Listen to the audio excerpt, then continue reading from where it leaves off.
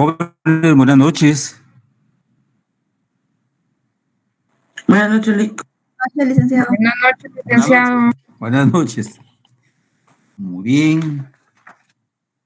Vamos a continuar con nuestro análisis de las leyes jóvenes, leyes especiales.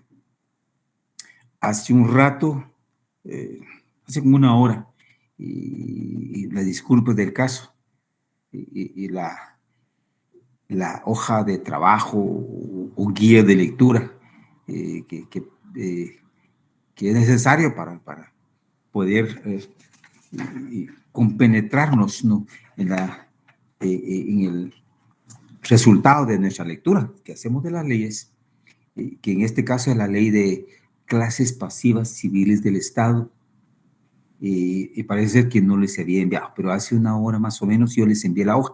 Les pregunto, ¿todos tienen esa hojita en este momento?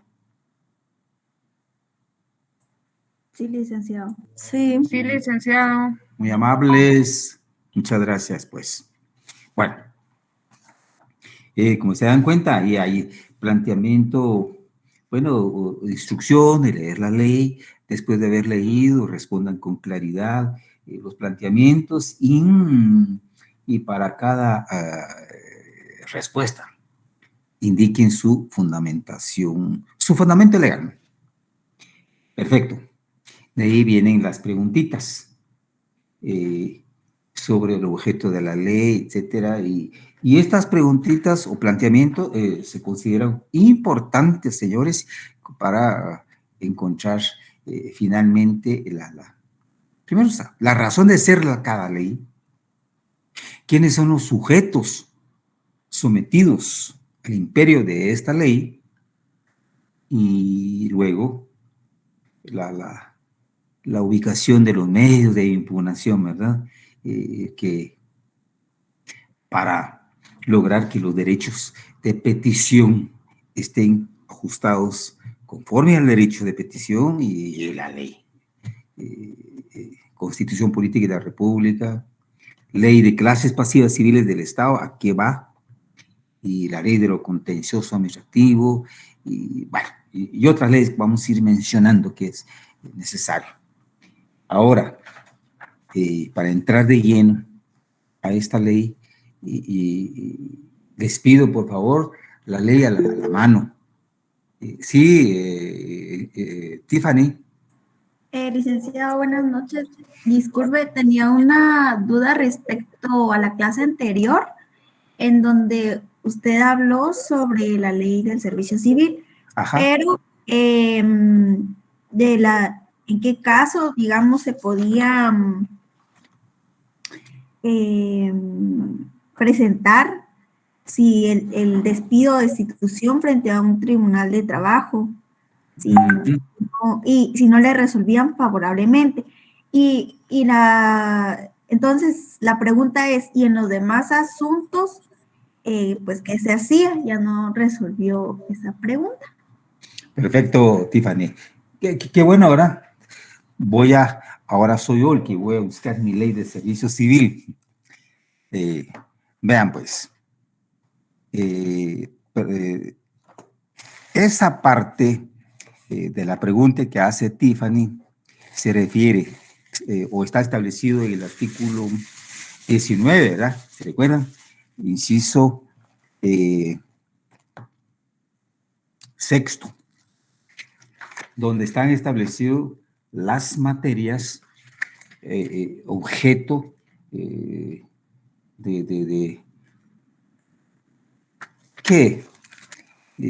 trámite y resolución por parte de la Junta Nacional de Servicio Civil. Tiffany, por favor, si tiene la ley, usted me va a apoyar, porque los compañeros a la vez les pido, si todavía hay algunas dudas en cuanto al análisis de la ley anterior, hagámoslo, pues, para eso estamos. El inciso sexto en la ley de servicio civil, el artículo 19, inciso sexto. En primer lugar, repito, que son las materias que tiene que conocer y resolver la Junta Nacional de Servicio Civil, ¿no? Que esos deberes y atribuciones de la Junta Nacional, en la parte introductoria del artículo 19. ¿Estamos? De ahí, otras funciones y atribuciones, llegamos al inciso sexto. Investigar y resolver administrativamente en apelación. Ahí dijimos que encontramos el nombre del recurso administrativo especial, apelación en esta materia, a solicitud del interesado, es decir, del trabajador del Estado, ¿no? Las reclamaciones que surjan sobre la aplicación de esta ley en las siguientes materias: reclutamiento, selección, nombramiento, asignaciones o reasignaciones de puestos, traslados, suspensiones, cesantía y destitución. Que son 9, dije yo, son 9 materias. De las 9 materias, jóvenes, una, que es la de despido o destitución, es la única materia que se puede discutir cuando, discutir, ¿verdad?, su contenido cuando afecta un derecho al trabajador en el ámbito judicial, especialmente en el ámbito laboral. Y dice la norma, eso no lo dice el artículo 80, ¿ya? Ahí nos trasladamos. ¿Quién va a conocer el resultado negativo de la resolución administrativa apelada o impugnada por asuntos de despido o destitución? Sala de Trabajo y Previsión Social. Es la única materia, jóvenes, que seguirá siendo discutida para su defensa en el ámbito judicial ya no en el ámbito administrativo. Con el recurso de apelación se da por agotada la vía administrativa, ¿no? Y se traslada. Si continúa su violación, ¿no?, al derecho, pues se continúa, repito, su discusión, trámite y resolución en un proceso judicial, ámbito laboral. Y la ley es tan clara en ese sentido que deja indicado a qué órgano, un órgano colegiado, carácter laboral, Sala de Trabajo y Previsión Social. Yo recuerdo que terminé diciéndoles que ¿por qué ante un órgano colegiado? ¿Por qué no a un juzgado de trabajo y previsión social? La razón que se manifiesta al respecto es porque el órgano administrativo, jóvenes, órgano administrativo, quien resolvió el recurso de apelación por despido o destitución, fue un órgano colegiado. Porque es la Junta, ¿va? Y la Junta ya vimos que se integran por 3 personas, ¿no? Las 3 personas, estas tuvieron que emitir su voto desfavorable para lograr la reinstalación del trabajador despedido. Por lo tanto, el ámbito ya de análisis y discusión de la defensa del derecho laboral, en este caso, va a ser órgano colegiado en el ámbito judicial por la nivelación o jerarquía. Cuerpo colegiado administrativo, cuerpo colegiado judicial. ¿Sí? Esa es la razón que se da en este caso. Ahora, las otras materias entonces, ¿qué pasa, va? Porque leímos que son de carácter definitivas e inapelables. ¿Se recuerdan eso de estos conceptos que encontramos? Le digo yo que sucede, por ejemplo, ¿no?, con un trabajador del Estado que es trasladado a un lugar dañino para su salud, que eso lo hablamos esa noche, que él aquí en la capital, por ejemplo, trabaja en un centro de salud. Hablemos del Ministerio de Salud Pública y Asistencia Social. y que la autoridad dispuso de que vaya a cubrir la misma función, pero allá en Morales y Zavala. ¿Se imaginan ustedes el calor? Pues definitivamente esos climas afectan, ¿verdad? Y que debe tomarse en cuenta para considerar la salud, la higiene a los trabajadores, ¿verdad? Como trabajadores que podamos hacer en ese ámbito, tenemos que cuidarnos, ¿no? Protegernos. Entonces el trabajador haya sido salido afectado en esta decisión hecha por su autoridad nominadora y afecta. Él plantea esa impugnación, y le toca conocer y tramitar la Oficina Nacional, pero que le toca resolver es la Junta Nacional. Señores, aquí la pregunta es esta: ¿será que el trabajador enfermo, ¿no? Y afectado pues, por una decisión administrativa de este tipo, a pesar de que impugnó y por la impugnación se revisó su derecho a petición y se confirma, sigue dañado, es decir, sigue manifestándose en la resolución el daño dirigido en contra de su salud y vida, por supuesto?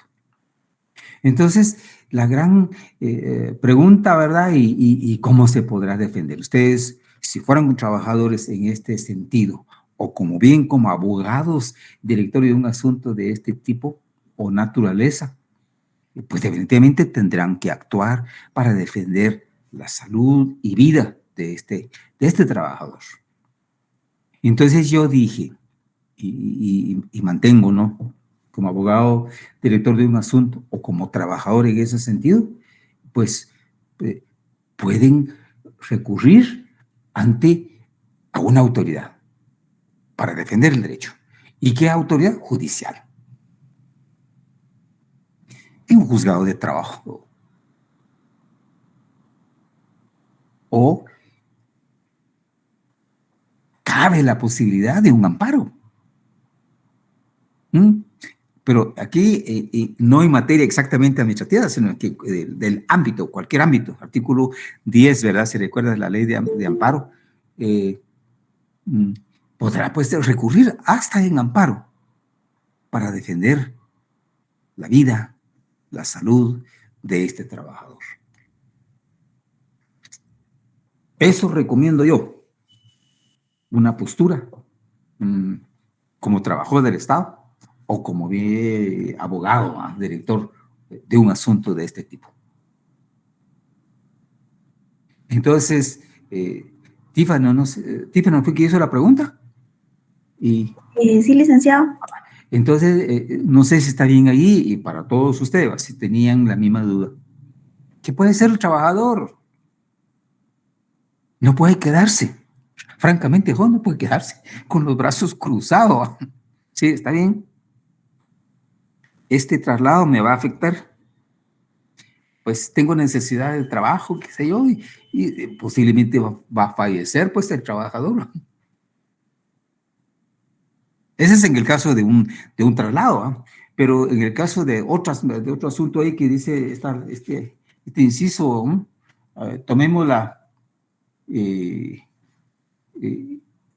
una asignación o reasignación de puesto, clasifica, porque ese trabajo lo tengo a la Oficina Nacional de Servicio Civil a hacer. Le reasigna un puesto distinto a su capacidad, o calidad de esta persona como trabajador del Estado, y le indican, mire, usted va a desempeñar una función que no va acorde pues a su conocimiento, capacidad o profesión, y afecta. No va a poder desempeñar esta función. Por ejemplo, ante tal situación podrá recurrir en apelación. Pero también la posibilidad de que si le confirmo, no, usted acepta o qué sale afectado su derecho laboral en ese sentido. Entonces la respuesta y la posibilidad es la misma, yo argumento, que este trabajador que está afectado frente a esta decisión no puede quedarse callado, ¿no? Considera posible y con capacidad económica, porque definitivamente lleva esa esa parte, ¿no? Recurrir a un ámbito judicial, juzgado de trabajo, y por qué no, si realmente afecta su otro tipo de derecho dañado por la autoridad correspondiente, posiblemente, jóvenes, responsabilidad penal, posiblemente responsabilidad civil, ¿no? Porque también cabe, pues, esas posibilidades se encuentran los funcionarios públicos. O bien el amparo, ¿no? Acción de amparo. El amparo, ya saben ustedes que ese es para reparar daños causados, violaciones al derecho, a la vida, a la salud, a la dignidad de la persona, a su libertad. Bueno, ahí creo, Tiffany, va la respuesta, ¿no? La posibilidad de seguir defendiendo, pues, en el ámbito judicial, sí, cualquier jurisdicción. Muy bien. Eso es en materia de servicio civil, si ya quedó, pues definitivamente, solo que eso no puede seguirse discutiendo entonces ante sala de trabajo y previsión social, ¿va? Dejemos claro. Para poder demandar a la administración pública en el ámbito laboral, solamente es posible frente a un despido o destitución. Claro, ¿eh? Y sala de trabajo, previsión social, ante un tribunal, no juzgado, tribunal. Dejamos claro, y sin nombre, ¿va? No contencioso administrativo, como vimos en el Código de Trabajo. Bueno, jóvenes, vamos por el tiempo. Así un poquito rápido, les quiero pedir el apoyo. Ayúdenme a leer la ley de clases pasivas. ¿Lo tienen ahí a la vista? Perdón, se me cayó la hojita. Leamos el artículo 1. A ver quién entra. Se lo puedo leer yo, licenciado. Gracias, Nora Ingrid, muy amable. Artículo 1, objeto. Se regirán por la presente ley las pensiones que causen a su favor o a favor de sus familias los trabajadores civiles del Estado, comprendidos en los artículos 144, 145 y 146 de la Constitución Política de la República de Guatemala, a que se presten o haya prestado servicios en los organismos legislativo, ejecutivo y judicial. Los trabajadores civiles de las entidades descentralizadas autónomas de la Corte de Constitucionalidad, Tribunal Supremo Electoral y trabajadores que presenten sus servicios por el sistema de planillas en los organismos o entidades mencionadas que así lo deseen y que no tengan su propio régimen de pensiones, pueden en forma voluntaria acogerse a en las mismas condiciones que se señalen en esta ley y su reglamento, y a su vez incorporados a este régimen. No podrán dejar de pertenecer al mismo, salvo que se retiren definitivamente del servicio activo en cualquiera de dichos organismos sin haber completado los requisitos para tener derecho a pensión. Muchas gracias, Nora, con el apoyo. Muy bien.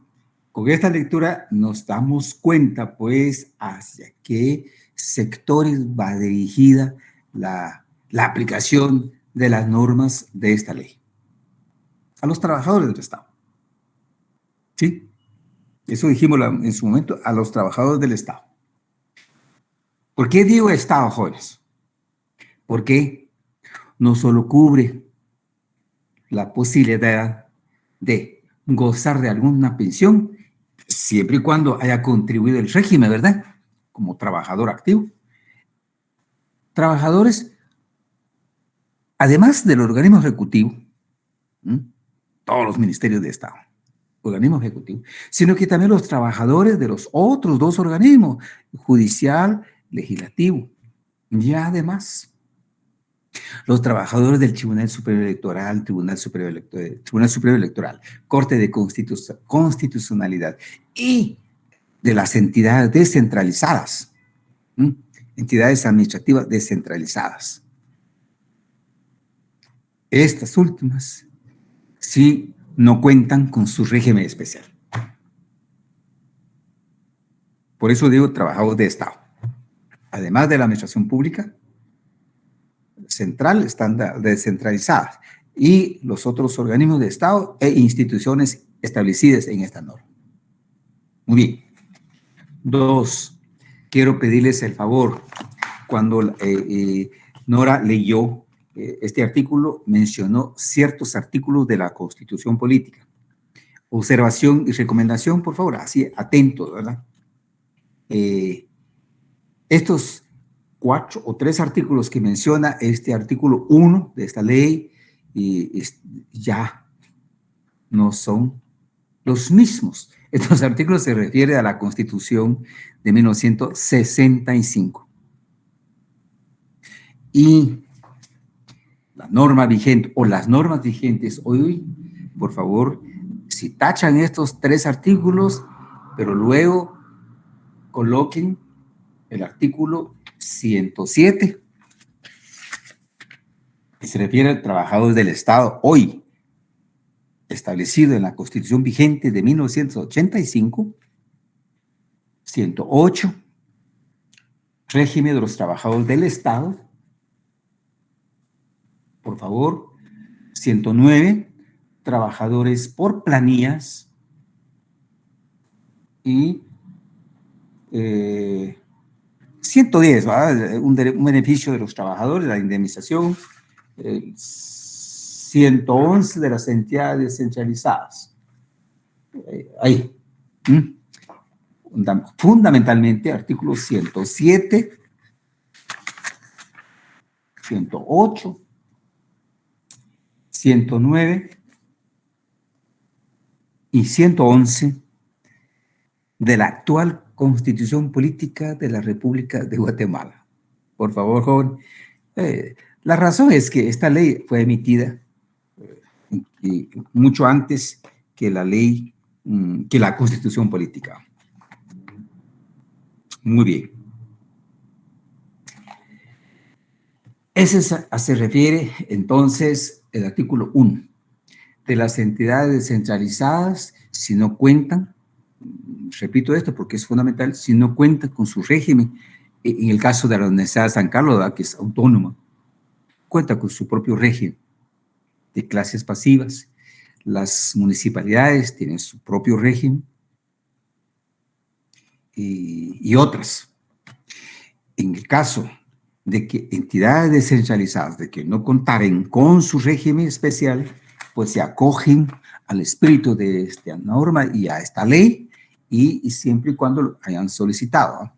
Si es así, permanecen para poder obtener el beneficio que establece la ley en su momento, y no podrán retirarse, ¿va?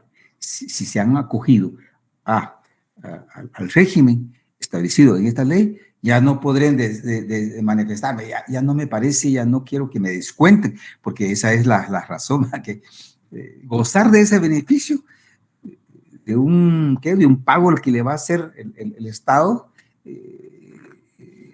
aplicando el descuento que realizan al trabajador en su vida activa, ¿no? Como trabajador, de la suma de dinero establecido como sueldo base, descuentan una suma de dinero para mantener el régimen de Montepío, ¿no? Y que en su momento gozará de esto, es decir, un ahorro, y cobrará el ahorro, así de sencillo, para lo que sucede a los trabajadores del Estado. Muy bien. Leamos el artículo 2. ¿Alguien?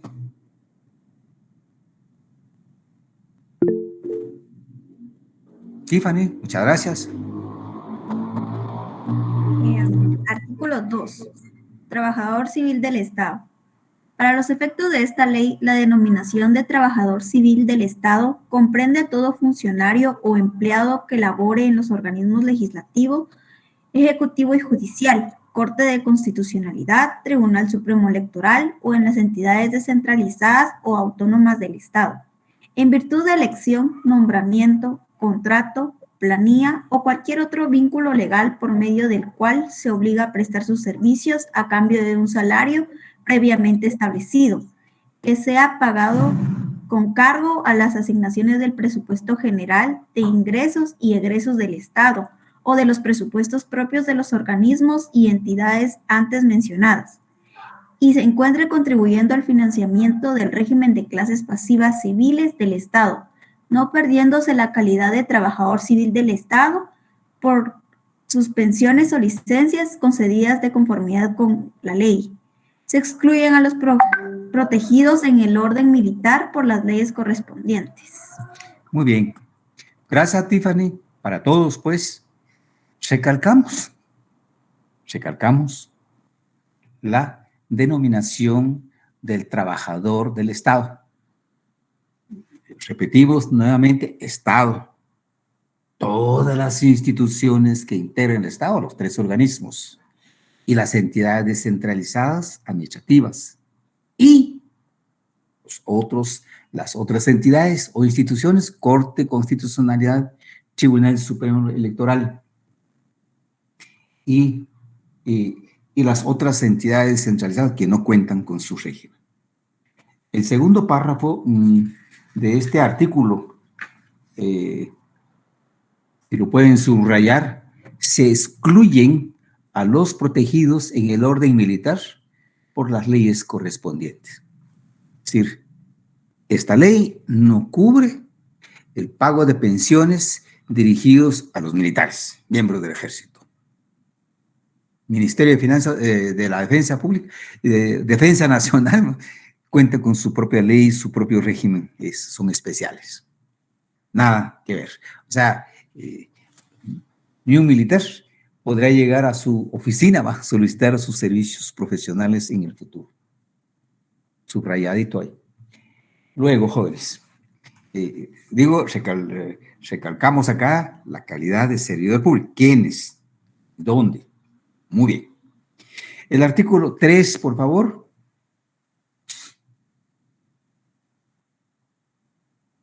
¿Algún compañero por ahí? Artículo 3, cobertura. Los trabajadores civiles del Estado y sus familiares señalados en esta ley gozarán de la protección a beneficios establecidos en la misma, cuando ocurran las circunstancias siguientes. Número 1, retiro del servicio. Número 2, invalidez. Y numeral 3, muerte. Muy bien. Aquí nos damos cuenta entonces, jóvenes, una situación. La ley esta va dirigida al trabajador del Estado, ¿sí? Que haya contribuido un pago al régimen de Montepío y que haya prestado un tiempo especial de servicio para poder gozar de decir, mire, me voy a retirar del servicio activo porque ya tengo tiempo. Me voy a retirar del tiempo de mi servicio activo porque ya contribuí. Por lo tanto, me nace el derecho de percibir una pensión civil, denominada por jubilación, que es lo que vamos a leer el artículo siguiente. Entonces, jóvenes, esta ley cubre pago de pensión, una pensión de carácter civil, no militar, ¿va? Carácter civil, a los trabajadores que se van a retirar. A invalidez y muerte. 3 aspectos. ¿Va? Retiro en el servicio porque el trabajador activo se retira porque ya tiene tiempo y ha contribuido.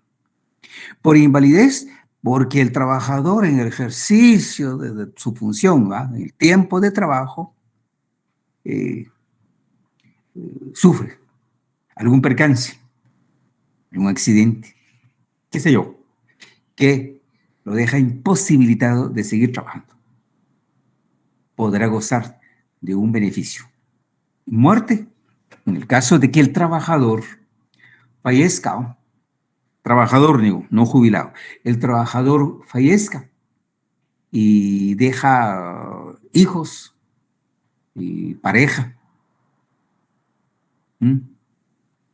deja a una viuda, hijos menores de edad, o si es trabajadora, deja a su esposo viudo, a sus hijos. Muerte. Natural o qué sé yo. Tres aspectos cubre la ley. Repito, por retiro, porque el trabajador se retira. Por invalidez, porque el trabajador sufre algún percance en el tiempo de trabajo o fallezca. Al fallecer, deja viuda, deja huérfanos, posiblemente. Ahí, dirigido a nuestra petición, porque esto van a ser los peticionarios en su momento, jóvenes. Por esa razón que estamos leyendo. Artículo 4, por favor. ¿Alguien, el compañero que quiso leer? De acuerdo. Artículo número 4. Pensiones. Gracias, Cristian. Las pensiones que se otorgarán con base en esta ley son las siguientes. A, por jubilación. B, por invalidez. C, por viudez. D, por orfandad.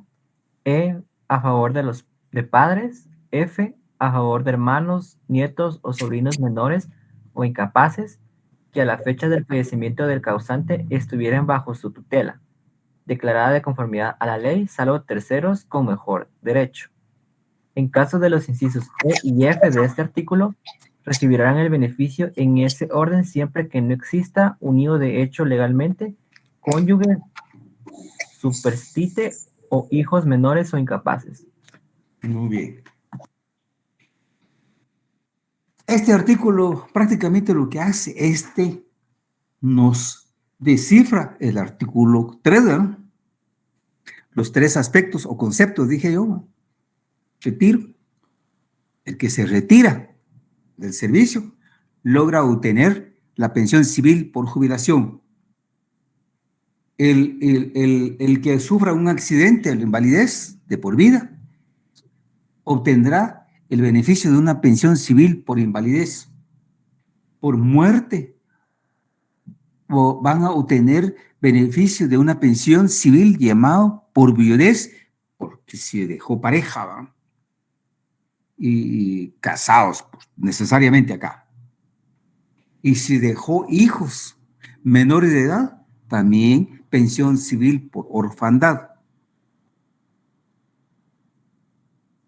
Si el trabajador que fallezca ya era viudo, posiblemente ya no tenga pareja, entonces va a tener derecho de percibir pensión alimenticia los hijos menores de edad, orfandad.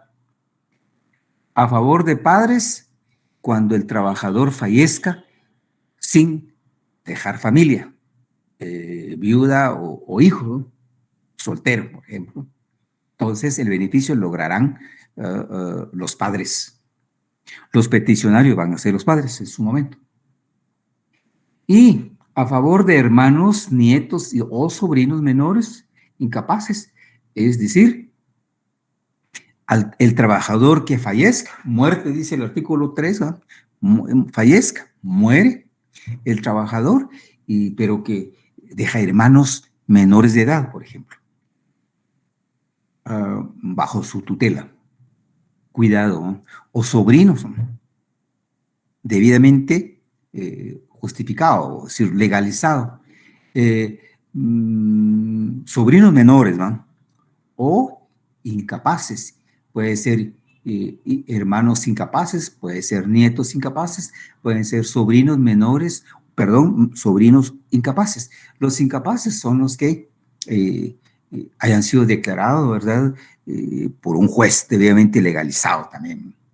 O bien un incapaz congénita, ¿no? Un adulto no vidente, sordo y mudo, o discapacitado.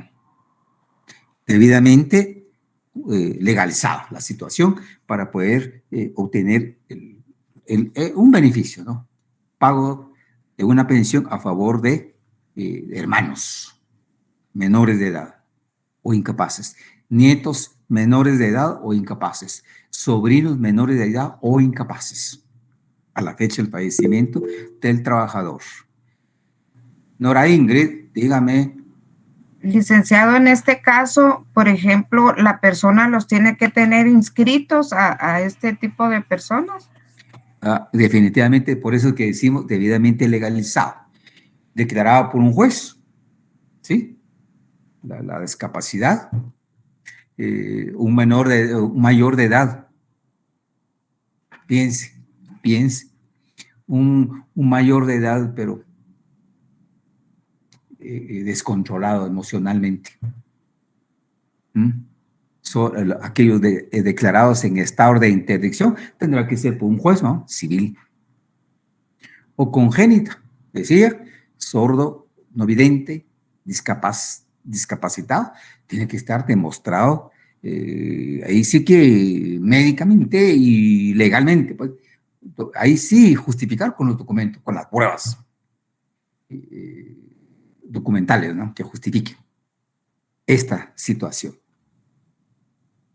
Y luego, declarada, de conformidad con la ley, ¿verdad, Nora? Por ahí es lo que yo debidamente legalizado. Y luego dice, salvo terceros con mejor derecho. ¿Qué podemos entender acá, va? Hablemos de un ejemplo.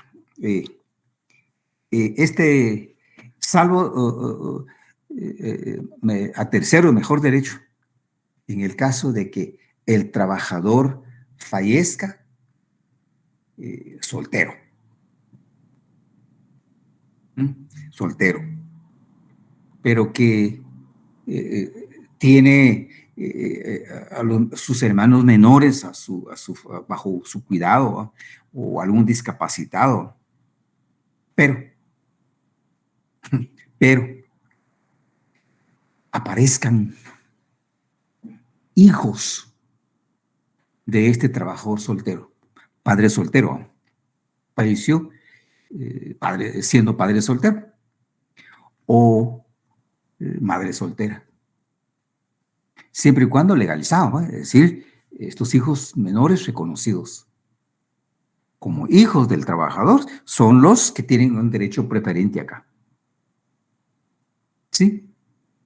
A eso se refiere, salvo terceros que aparezcan en el ámbito de la solicitud, aparezcan otros con mejor derecho. Ahí puedo yo plantearles a ustedes un ejemplo en este sentido, en el caso de los padres solteros, ¿sí? Que nunca se casó, o quien no manifestó que tenía hijos, pero él tenía hijos, ¿no? Y debidamente reconocidos, pues. Entonces aparecen, mire, yo soy hijo del trabajador, ¿no? Que falleció o que murió, y aquí está mi certificación de partida de nacimiento. Eso lo harán, pues, las personas que ejercen la representación, la mamá, por ejemplo, en el caso de papá soltero, trabajador, o el caso de mamá soltera, aparecerá la persona que tenga bajo el cuidado a las criaturas. Bueno, esto en cuanto a la lectura que hacemos del artículo 3. Primero, tipos de pensiones, jubilación, invalidez, viudez, orfandad y a favor de padres, en el caso de que muera soltero y sin nadie, hijo, ¿no? Y a favor de los padres.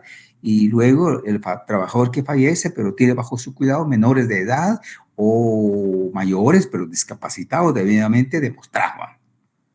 Y aparezcan otros con mejor derecho, que serían los terceros, con el ejemplo que les manifesté, porque puede darse el caso.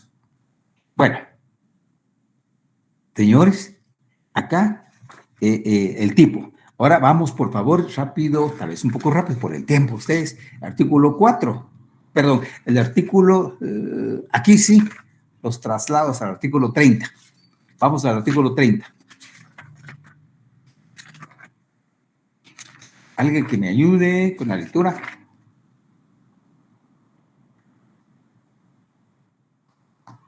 Artículo 30. Bueno, a ver, el que me ayuda o la que me ayude. Gabriela. Escuchamos su voz, escuchamos su voz. Artículo 30, competencia. La administración, registro, trámite, autorización y demás operaciones que establece esta ley. Corresponde a la Oficina Nacional del Servicio Civil, a la Contraloría General de Cuentas.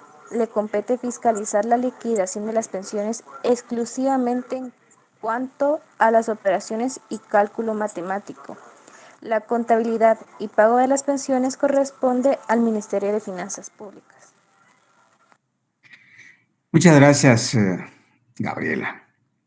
Que no puedo pronunciar su primer nombre. ¿Cómo se pronuncia? Dafne. Dafne. Dafne. Ajá. Dafne Gabriel. Muchas gracias. El artículo 30, jóvenes, ¿por qué los trae hasta ahí? Su atención es que nos interesa ubicar a la autoridad administrativa responsable de aplicar de esta ley.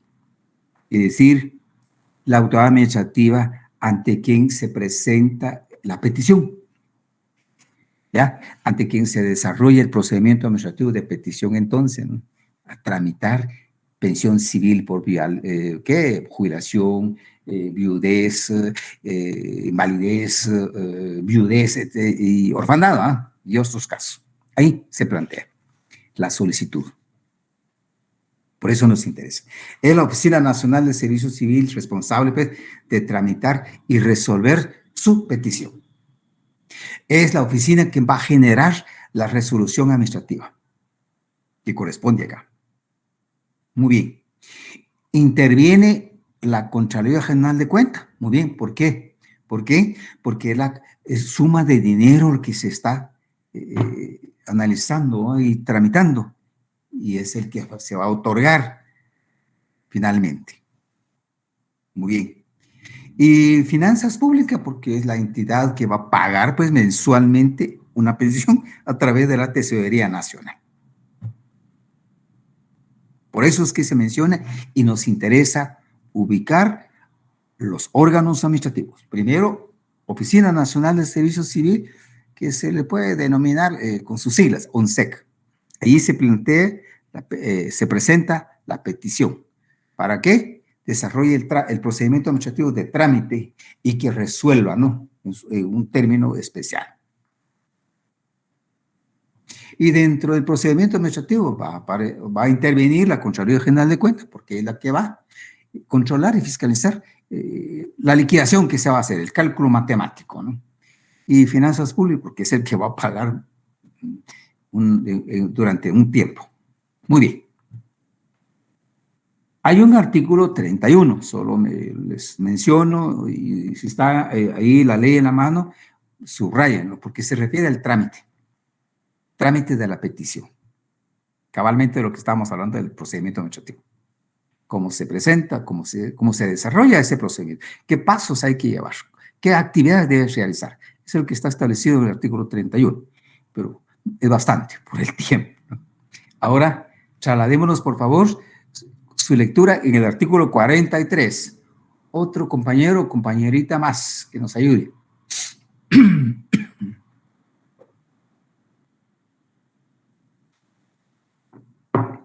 Artículo 43. Gracias, Tiffany. Revisiones a las liquidaciones. Las liquidaciones de pensión a que se refiere la presente ley podrán ser revisadas a solicitud escrita del interesado en la que indique las respectivas, siempre y cuando el interesado no haya manifestado su conformidad con la liquidación de acuerdo con la presente ley. Para tal efecto, la Ley Nacional del Servicio Civil revisará la liquidación anticipada, y si considera la rectificación Antonio Palma o modificación, se atenderá al procedimiento establecido en el artículo 31. Si se confirma la liquidación impugnada, la oficina indicada deberá emitir la resolución que corresponda y notificarla al interesado. Muchas gracias, Tiffany. Jóvenes, si se dan cuenta, el artículo 43 está ubicado en el capítulo 6 de la ley. ¿Y qué se refiere? Al régimen de impugnaciones. Es decir, desarrolla el establecimiento de los recursos administrativos. A eso nos hemos llegado. Hemos encontrado acá una primera posibilidad de impugnar un acto, una actividad. Y aquí, por favor, deben tomar en cuenta muy bien las dos palabras que estoy diciendo. Una primera posibilidad u oportunidad al peticionario, que en este caso trabajaba pidiendo jubilación, qué sé yo, cualquier tipo de pensión. Es que en el procedimiento que establece o el trámite que dice el artículo 31, por eso es que yo los trasladé para acá, pero mencioné que se refiere a los trámites, es que en el conjunto de actos que se va a llevar a cabo, que se va a tramitar, analizar en el trámite, en el espacio o la fase del trámite, hay un acto final o semifinal. Pero yo le digo acto previo a la resolución final. Fíjense ustedes que dice ahí la liquidación. La liquidación, jóvenes, en la práctica, viene siendo una tabla, un acta, ¿va? Donde se establece el cálculo matemático. Ahí está, se establece el artículo 31, un cálculo matemático de la suma de dinero posible que le va a tocar a la persona interesada que está solicitando o está pidiendo, ¿no?, pensión civil. Tomemos el caso de la jubilación. Para la jubilación se tiene que tener en cuenta dos elementos fundamentales: tiempo de servicio y suma de dinero. El dinero es el que suma, pues, el descuento que se haya hecho en el transcurso del tiempo del trabajador, ¿no? Y esta ley establece tiempo máximo para poderse jubilar, 30 años. ¿Sí? 30 años. Si el trabajador ya cuenta con los 30 años o más, y muchos que son jóvenes todavía pueden jubilarse porque empieza a trabajar a los 18, 19 años, se imaginan ustedes, llega a tener los 30 años, 50 y pico. Puede gozar este beneficio. Solicita, pide a la Oficina Nacional de Servicio Civil a que se le otorgue ese beneficio, demostrando tiempo de servicio. Aquí están todos los documentos que justifican 31 o 32 años de servicio. Suma de dinero descontado, suma todo. Por lo tanto, tiene el derecho del pago de una cantidad máxima también que dice la ley, que son como 5,000 o 6,000 quetzales. Perdón, no estoy tan claro en ese sentido en cuanto a este último dato, ¿no? Pongámosle ustedes 5,500, ¿no? Lo máximo que puede recibir el trabajador que desea jubilarse. Muy bien. Entonces, este cálculo matemático se va a desarrollar y se va a liquidar, señalando, muy bien, por el tiempo de trabajo realizado por usted o prestado por usted en tal entidad o el conjunto de entidades u oficinas administrativas, porque si es un trabajador del Estado puede estar en varias oficinas y acumula el tiempo. Se hace el récord y aquí está el cálculo matemático. Va a percibir del tiempo de servicio 4,000 quetzales, por ejemplo, ¿no? Y no los 5,500 que pretende el trabajador según sus cálculos. ¿Y por qué razón? Porque en el proyecto de liquidación no pudo haberse omitido un dato, ¿qué? Relacionado con fecha, tiempo, etcétera, ¿no? Y por lo tanto, resta, pues, posibilidades de contar con la cantidad de dinero o sumar la cantidad de dinero que pretende el trabajador cuidarse. Por una licencia o una interrupción del servicio de trabajo efectivo, porque el trabajador pudo posiblemente interrumpir una relación continua porque salió fuera de Guatemala a estudiar, a prepararse. O bien acá se pidió suspensión porque logró obtener un trabajo en el mismo estado, pues, pero bajo un renglón, etcétera, distinto a donde estaba, y pudo interrumpir la relación y la continuidad de prestación de su servicio. Estas son suposiciones mías, que son datos fundamentales, ¿no?, para calcular el tiempo de servicio.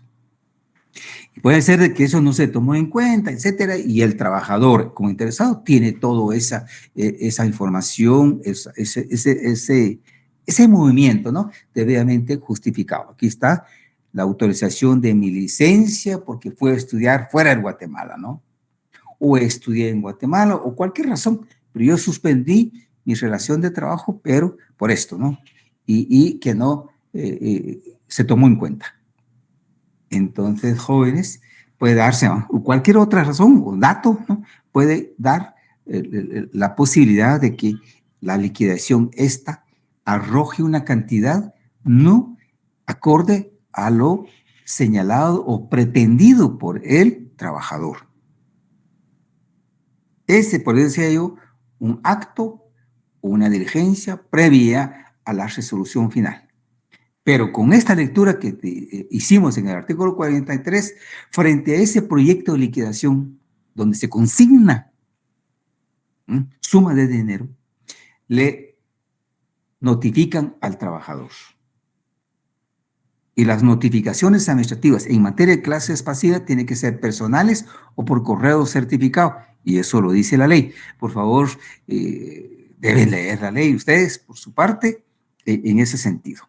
Notificar personalmente o por correo certificado al trabajador. En esta virtud se entera inmediatamente de que la liquidación no está ajustado a su derecho, a su pretensión, ¿verdad?, de lo que él quiera lograr. Por lo tanto, impugna, ¿va?, porque así dice la norma, impugna el contenido de este proyecto de liquidación. Solicita que se revise. Nuevamente, que se calcule con base en los medios de pruebas.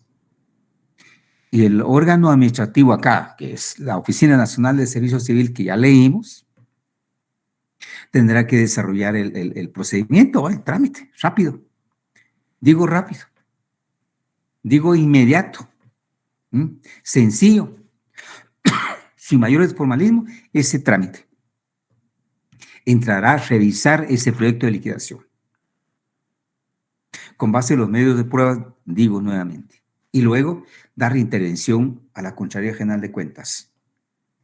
¿Por qué? Porque la Contraloría General de Cuentas es el que ha revisado, ha dictaminado. Pero con esta impugnación, que se revise, nuevamente hay que correrle audiencia. Esos pasos deben que desarrollarse, repito, de manera pronta y rápido, ¿eh?, sin mayores formalismos. ¿Por qué? Porque con la lectura que hizo la compañerita en el artículo 43, no encontramos tiempo, ¿verdad?, para planteamientos de revisión. No encontramos tiempo para que la Oficina Nacional de Servicio Civil revise nuevamente y que emita un nuevo proyecto de liquidación, ¿verdad?, en este sentido. Entonces, por eso repito estos términos. Inmediato, pronto o rápido, ¿no?, sencillo, sin mayores formalismos. Perdón, joven. Entonces, jóvenes, pero resulta, aquí la última observación, un recurso administrativo extraordinario. Ahí a la par, a un ladito del artículo 43, pongan recurso administrativo extraordinario. Porque aparece como medio de impugnación de manera especial a favor del peticionario, en este caso trabajador o qué sé yo, o viuda o huérfano, pues a favor de inmediato. ¿Para qué? Para que finalmente emitir la resolución de fondo sea efectivamente ajustado al derecho de petición, ajustado a la ley esta en virtud de la pensión especial que se vaya a autorizar. Por eso es que tiene carácter extraordinario. Cuando se plantea, el recurso, revisión, de inmediato de haber sido notificado la persona. Si no plantea de manera inmediata la impugnación, ya no es posible con su consideración. Tiene que acompañar medios de prueba para justificar su inconformidad. ¿Sí? ¿Cuánto tiempo para resolver? No lo dice la ley, pero aquí es la Oficina Nacional de Servicio Civil que tendrá que desarrollar de manera inmediata, pronta, eficaz, sin mayores formalismos, la revisión y emitir una nueva liquidación. Notificará. Esa nueva liquidación podrá modificar, ¿sí? Podrá dejar sin efecto y emitir una nueva liquidación porque tuvo razón la persona, o confirma, ¿no? Si confirma el proyecto de liquidación y siendo esta impugnación extraordinaria, tendrá que quedar firme.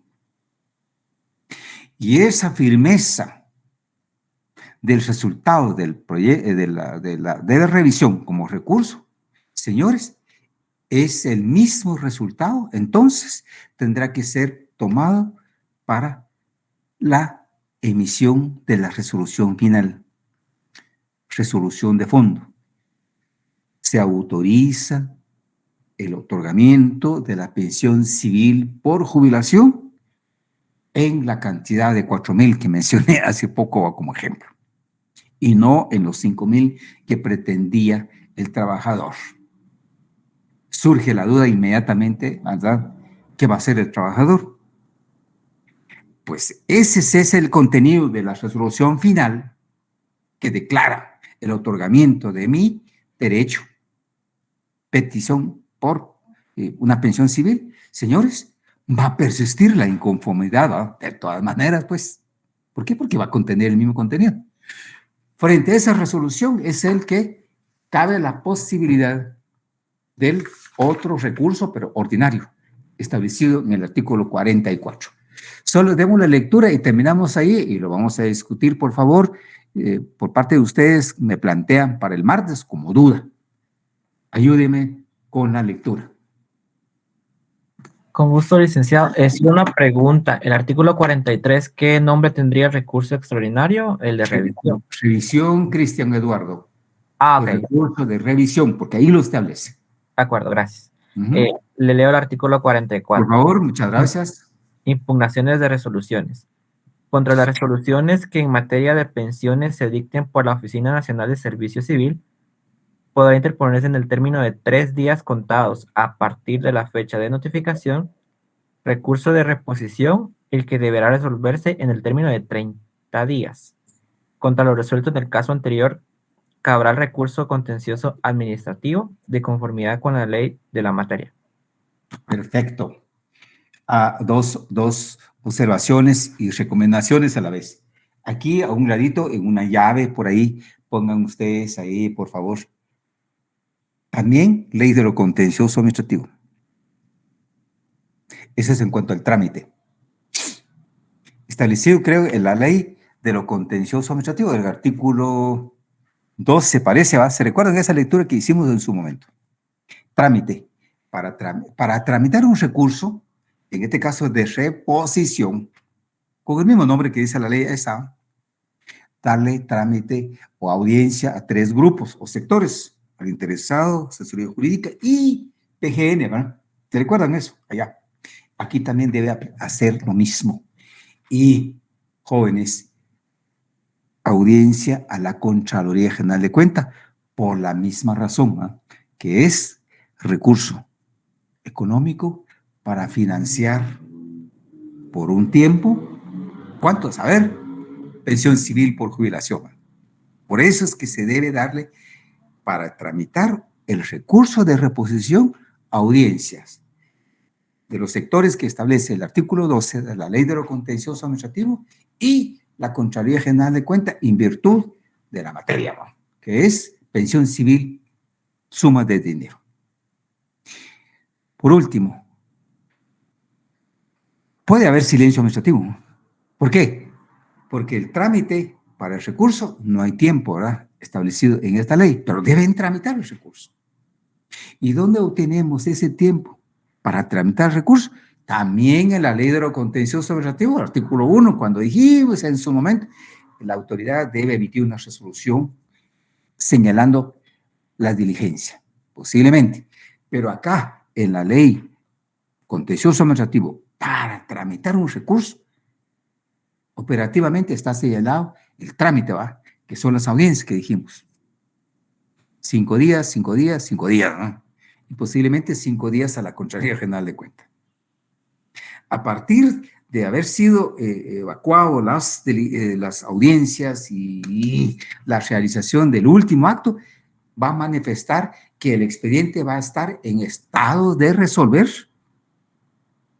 O sea, va a señalar el tiempo para que la Oficina Nacional de Servicio Civil resuelva en el plazo de 30 días, que dice el artículo 44.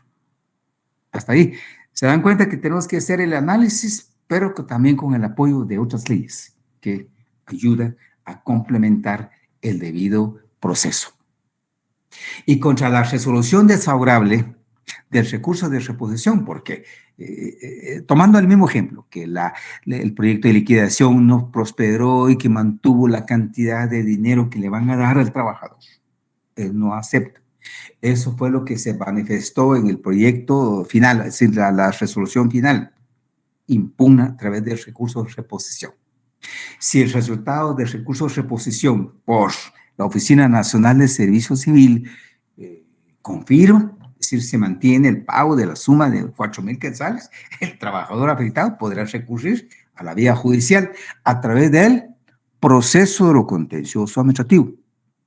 Por lo tanto, la palabrita que ustedes encontraron ahí con la lectura que hizo Cristian Eduardo, dice el segundo párrafo, ¿no? Contra la resolución del caso anterior cabrá recurso contencioso, dice la ley todavía, ¿no? Por favor, tachen la palabrita recurso y pongan ustedes entre líneas proceso, porque legalmente, científicamente hablando, es proceso de lo contencioso administrativo, lo que se hace allá en el ámbito judicial. Jóvenes, anoten sus dudas y me planteen para el martes de la semana entrante. Hoy fue enviado la hoja de trabajo, guía de lectura para el Código Municipal, es decir, para el martes les encargo también el Código Municipal. Feliz noche, licenciado. Gracias, licenciado. Feliz noche. Descanse. Descanse. Feliz día. Buenas noches, buenas noches. Feliz noche, licenciado. Buenas noches a todos.